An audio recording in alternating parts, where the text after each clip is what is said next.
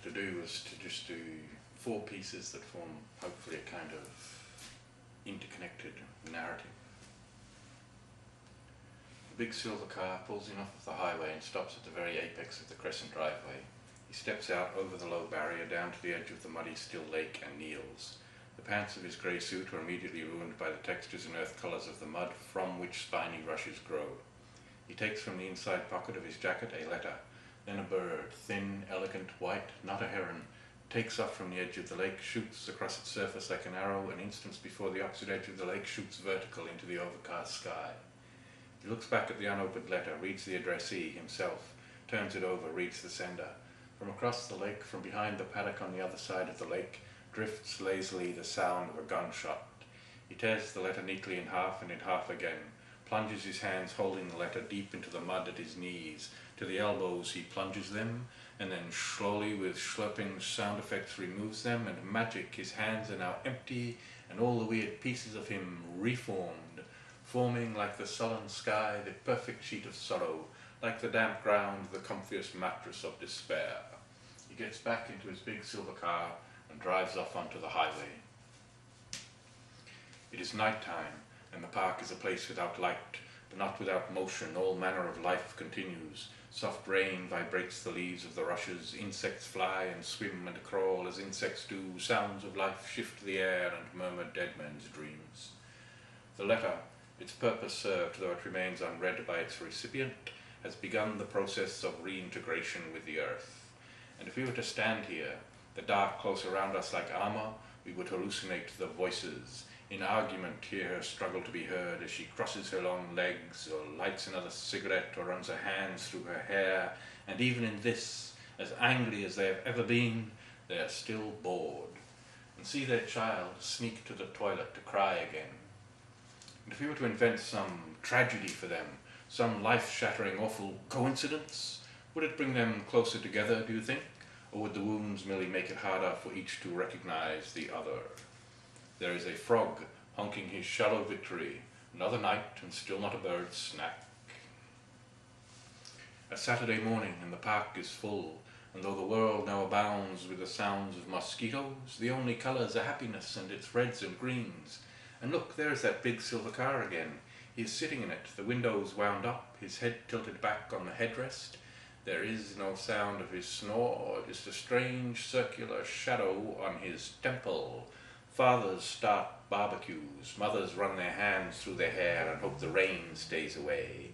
And children are hunting for that frog who throws his voice so cleverly. And we, well, we wish him well as he speeds on his tremendous journey through the night. A white bird, not a heron, takes off from the edge of the lake, flies across the ceiling of the world like an arrow aimed at the heart of the sun.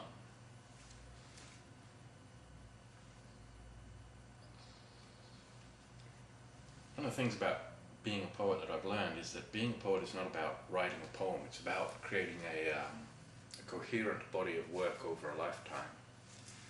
I've written a lot of three-legged dog poems. This is the first three-legged dog poem.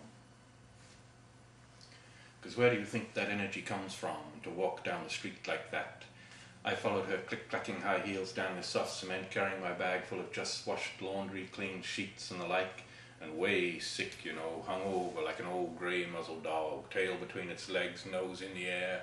Oh, please, take me home with you. You smell so sweet here on this ambient air. Some expensive scent, some bass note perfume left you by some Porsche driving man. And Lord, won't you buy me a Mercedes-Benz?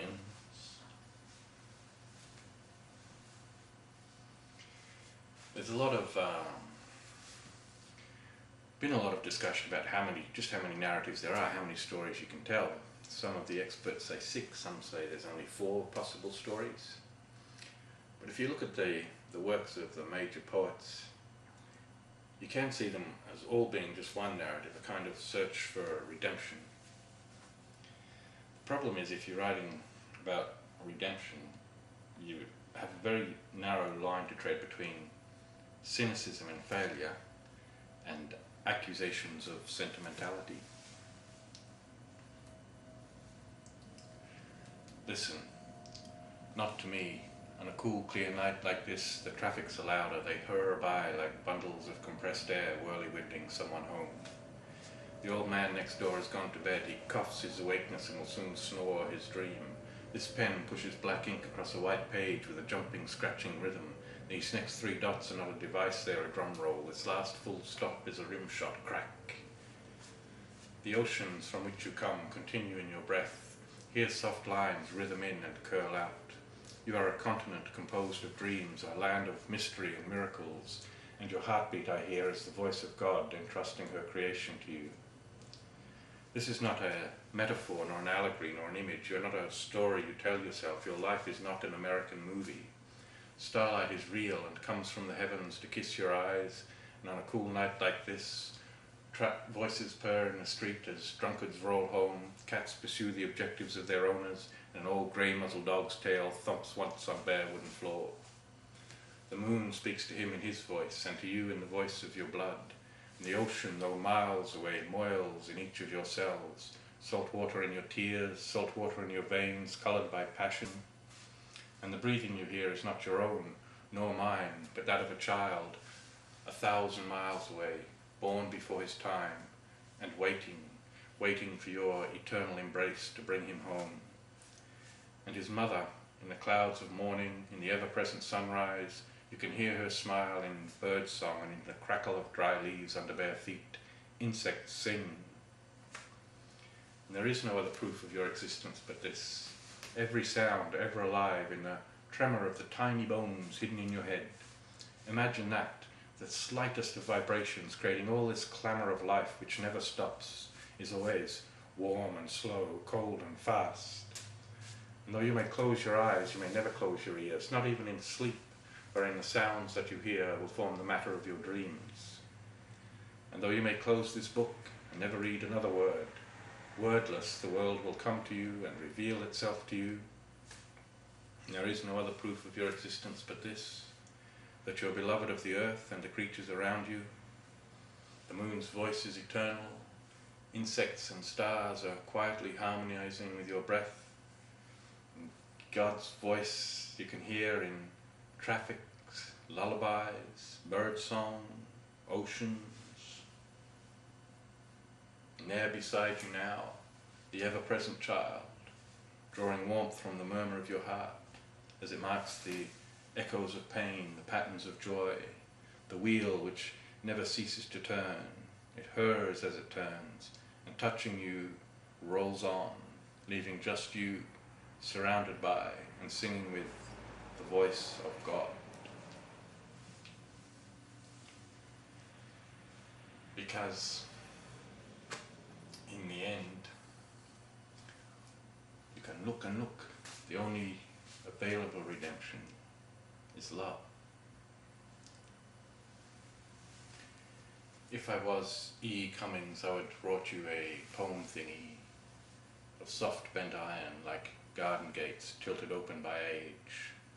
And as you approach, there would be, scented like sweet tea, ambrosia, oceans and tulips are you, a whispering, amazing and gone. And just before falling asleep to the sound of rain on roof sound, you tasting like desert moon and bumblebee song, the gates would sigh like old philosophers, knowing they knew not the carpentry, artistry, gone and amazing, and sink to the ground sky, defeated by dew. Thank you.